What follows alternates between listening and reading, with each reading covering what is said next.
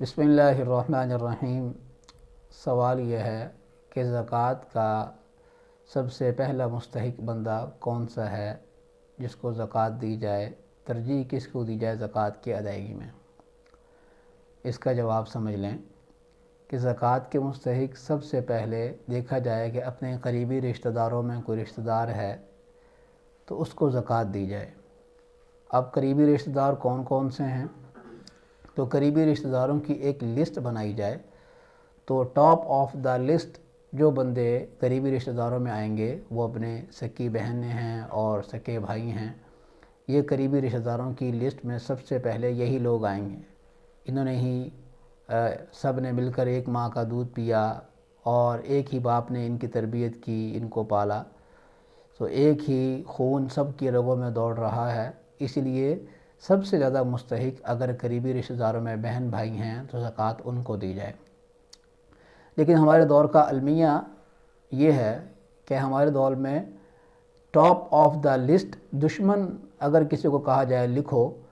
تو ہمارے معاشرے میں المیہ یہ ہے کہ لوگ سب سے پہلے ٹاپ آف دا لسٹ دشمنوں میں شاید اپنے بہنوں کا اور اپنے بھائیوں کا نام لکھیں کہ یہ ہمارے سب سے بڑے دشمن ہیں، حالانکہ اللہ تبارک و تعالی نے ان کو سب سے قریبی بنایا ہے اور بتایا ہے،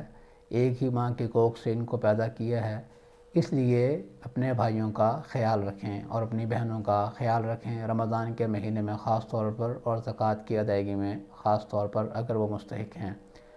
المیہ یہ ہے کہ ایک بھائی تو کوٹھیوں کے اندر بیٹھا ہوتا ہے، گاڑیوں کے اندر پھر رہا ہوتا ہے اور اس کی فیکٹریاں ہوتی ہیں، بزنس ہوتا ہے، اور دوسرے بھائی بیچارے کرائے کے مکانوں میں دھکے کھا رہے ہوتے ہیں، کچے پکے مکانوں میں رہ رہے ہوتے ہیں، لوگوں کی ملازمتیں کر رہے ہوتے ہیں۔ ٹھیک ہے، ہو سکتا ہے کہ ان کا رویہ غلط ہو بھائیوں سے، لیکن یہ ہے کہ اپنے بھائیوں کا خاص طور پر خیال رکھیں۔ کہا جاتا ہے کہ جی ہم نے اس سے رشتہ مانگا تھا، اس نے رشتہ نہیں دیا، اس نے ہم پر بڑے بڑے الزام لگائے ہیں، لیکن یہ بات یاد رکھیں جناب نبی کریم صلی اللہ علیہ وسلم نے ارشاد فرمایا، جو آدمی اپنے بھائیوں کی، بہنوں کی، قریبی رشتہ داروں کی باتیں سن کر خاموش ہو جاتا ہے، اس آدمی کو اللہ تبارک و تعالی عزت سے بھی نوازتے ہیں، دولت سے بھی نوازتے ہیں، شہرت سے بھی نوازتے ہیں، اور اس کی مشکلات دور فرما دیتے ہیں، اور اللہ تبارک و تعالی ہی اس کی طرف سے وکیل ہوتے ہیں۔ تو صلہ رحمی بھی اسے کہتے ہیں، اگر ایک بھائی آپ کے ساتھ برا ہے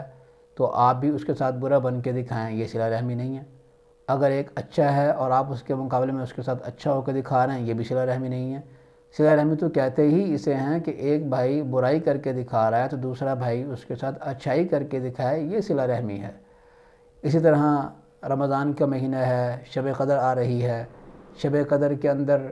ایک بھائی ہے، کھاتا پیتا ہے ماشاءاللہ، صاحب ثروت ہے، مالدار ہے، اور شب قدر میں اللہ کے آگے رو رہا ہے، گڑ گڑا رہا ہے،